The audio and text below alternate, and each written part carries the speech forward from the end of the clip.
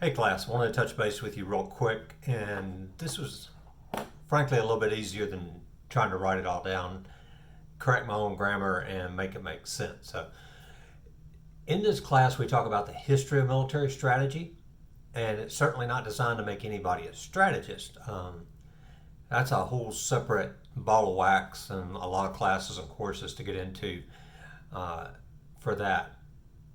But there's an area of disconnect between a strategic thinker like a Clausewitz or a Machiavelli or a Sun Tzu and the application of those strategies.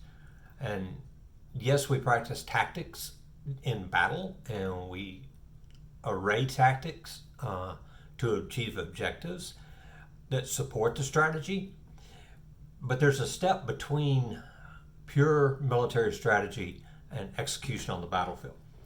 And all major nations have some type of documents or guiding principles that they follow to make that transition between the grand strategy and the end state of what the nation wants its military might to do when diplomacy and economic and information and other aspects fail.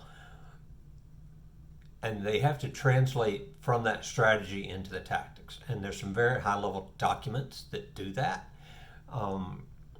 So I thought I would share some of those with you this week. Obviously non-testable, and you're not required to comment in the discussion post about them. I just thought you might either enjoy seeing them or be suffering from insomnia now that we're in week 7 and really need something to help put you to sleep. They're interesting documents. I'm not going to say they're interesting reading or that they're entertaining reading. They are interesting reading. But this is kind of how the United States bridges from the national strategy down to the Army vision and how the Army is going to execute. And I didn't go out and get the similar documents for the Marine Corps, Navy, Air Force. Internal bias is probably just the easiest way to say it. Thought you might. I think the Army documents are more practical at translating that. So on this announcement, I've got a whole bunch of PDFs for you, all from unclassified, open source, literally Google searches. There's the National Defense Strategy, followed by the National Security Strategy, which then feeds into the National Military Strategy. And some of the guys I used to work with at the Army Force Management School could tell you all the steps in between and the different layers of specificity and granularity that go into these and the process. But understand they're updated on a regular basis, and it's kind of off cycle, believe it or not, with our political cycle. So a new president may come in and want a new strategy, but the documents are not updated 30 days after a new president's sworn in. Okay, takes a year or so to get that translated in. Those are the higher level. When you start to get into more tactical documents, I've got 3 of those for you as well. The chairman of the Joint Chiefs of Staff instruction, because the chairman of the Joint Chief doesn't issue orders, they give instructions and guidance. This is instruction 3100.01D.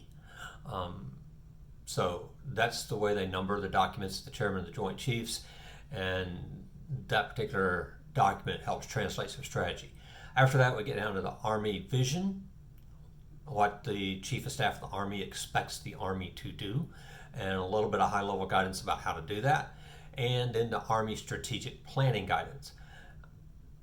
And I started at the top for a reason, because it starts with the National Defense Strategy and feeds down. All the documents below that draw from. So thought you might find it interesting to see these, and kind of, like I said, if you got insomnia, they're really helpful. Probably as good as melatonin.